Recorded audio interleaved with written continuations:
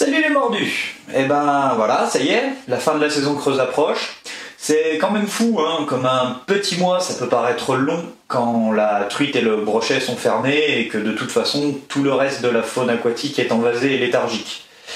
Mais bon, c'est pour ce week-end, normalement tout ce qui est préparatif matériel c'est terminé, les moulinets sont graissés, les boîtes sont rangées.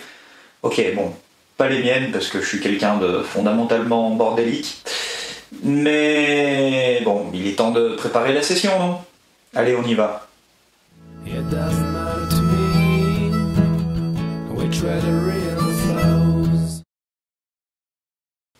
Et oui, l'ouverture, c'est quand même une session un petit peu particulière. On sait qu'on va avoir froid, que les conditions vont être difficiles, qu'il va y avoir du monde. On est un paquet chaque année à se dire que c'est bon, cette fois c'était la dernière, qu'on la refera plus. Et puis, comme chaque année, on y retourne quand même, on vous livre quelques conseils pour bien réussir la première sortie truite de l'année.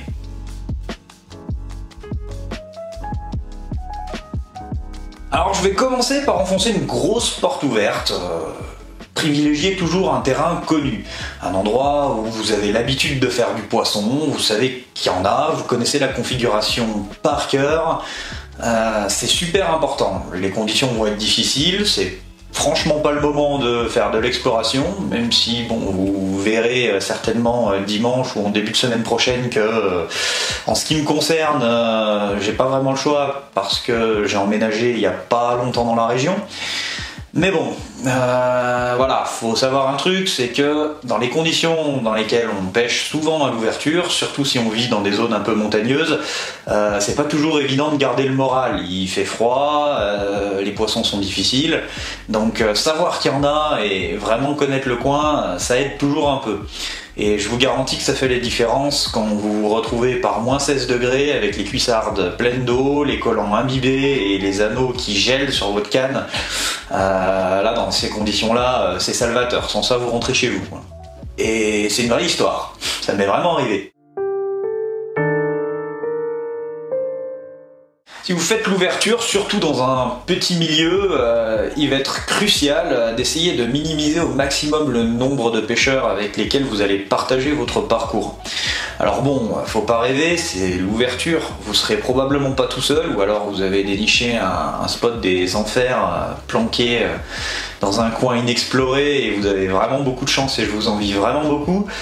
Mais quoi qu'il en soit, pour pêcher précisément, méthodiquement, insister longuement sur les postes, ça va être très important qu'il y ait un minimum de monde autour de vous. Et ça vaut aussi pour la discrétion. Si vous ne cherchez pas les bassines, il va falloir être à peu près tranquille. Pour ça, essayez de trouver vos spots les plus cachés, les endroits où vous avez vu très peu de gens la saison d'avant. La deuxième catégorie peut être une bonne option aussi. Scarna Fishing nous en a fait une belle démonstration l'année dernière. J'ai hésité à faire pareil cette année, mais bon, j'ai eu une solution alternative. Vous verrez ça très bientôt. Évidemment, les sites de rempoisonnement sont à proscrire absolument, à moins que vous ayez envie de faire la queue avec votre canne à la main pendant une demi-heure avant de pouvoir approcher l'eau.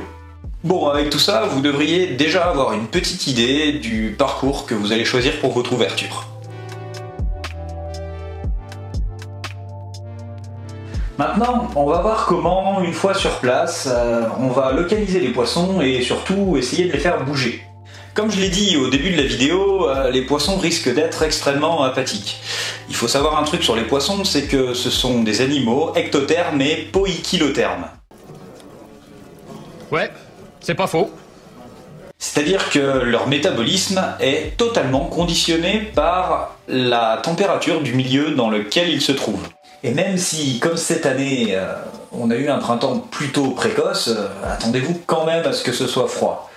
N'oubliez pas que l'eau a une certaine inertie au niveau de ses températures et qu'il y a encore de la fonte des neiges. On va donc avoir des poissons affaiblis par les températures. Ils auront peu d'énergie et dans ces conditions, cette énergie est cruciale. Et c'est autour de cette énergie que vous allez devoir penser votre pêche. Les truites vont stationner dans des zones plus calmes. Plutôt les amortis, les courants lents, les queues de poule juste en amont des radiers et les berges creuses. Autant vous dire qu'il est prodigieusement inutile de pêcher pleine veine dans ces conditions. Il faut bien comprendre une chose, c'est que quand un poisson se déplace pour prendre un appât, c'est toujours une sorte de pari. Il engage une dépense énergétique dans le but d'obtenir un gain énergétique supérieur à la dépense. Il y a donc un ratio plutôt facile à visualiser. Le poisson va vouloir fournir un minimum d'efforts pour emmagasiner un maximum de calories. Vous allez donc devoir privilégier des gros appâts qui passent très lentement et très près des poissons. Évidemment, on n'est jamais totalement à l'abri d'un malentendu. Il n'est pas exclu que vous piquiez une truite en faisant passer un tout petit terreau à toute berzingue dans une veine de courant. En général, ça s'appelle une truite de bassine. Il va donc falloir pêcher lentement et méthodiquement, répéter les passes dans les amortis, dans les zones plus calmes, et essayer de ratisser ça le plus fin possible pour passer juste devant le nez d'une belle truite. Si vous pêchez au toc, je vous recommande chaudement d'écher un gros verre de terreau, voire carrément un petit dendro, et de le faire évoluer au ras du fond dans toutes les zones calmes que vous pourrez voir. Commencez toujours par celles qui sont les plus proches de vous, de la berge où vous vous tenez, en vous écartant, je vais peut-être exagérer un petit peu, mais en vous disant centimètre par centimètre, pour être sûr de passer devant le nez d'une belle truite. Notez qu'il est quand même encore un petit peu tôt pour des éches comme la teigne, ou alors c'est que vous êtes sur de la truite de bassine aussi. Je juge pas. Si vous faites votre ouverture au leurre et que vous pêchez en grande rivière, vous allez devoir faire quasiment tous vos lancers, autant que possible en tout cas, 3/4 amont, en laissant dériver progressivement votre leurre jusqu'à la zone que vous voulez pêcher. Et seulement là, vous allez pouvoir commencer à l'animer très lentement. Si vous pouvez faire des pauses, ne vous en privez pas. C'est souvent à ce moment-là ou au moment où vous allez repartir que vous allez avoir la touche. En tout cas, ne vous attendez pas à des réactions d'agressivité extrême. Et ça vaut également petit ruisseau, sauf que là, vous allez pêcher plutôt aval et profiter du courant pour faire évoluer votre leurre très lentement et pour faire des pauses en bordure des veines de courant. Ce qui compte, toujours, c'est de proposer à la truite une opportunité qu'elle ne pourra pas refuser, c'est-à-dire une proie copieuse et facile.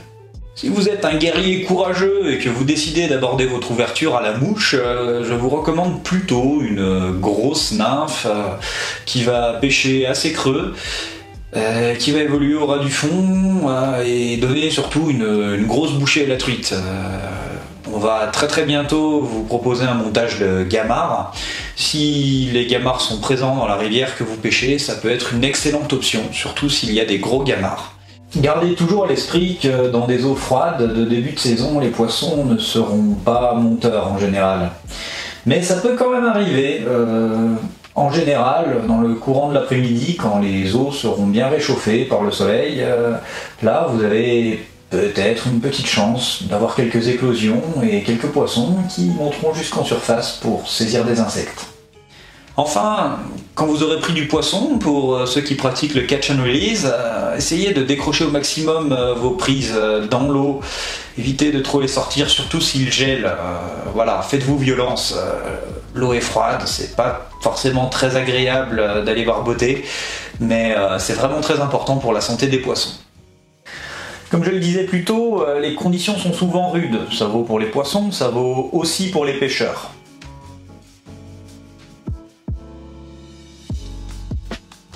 Je ne saurais que trop vous conseiller d'user de tous les artifices à votre disposition pour maintenir un moral d'acier durant toute la matinée, les premières heures étant les plus difficiles.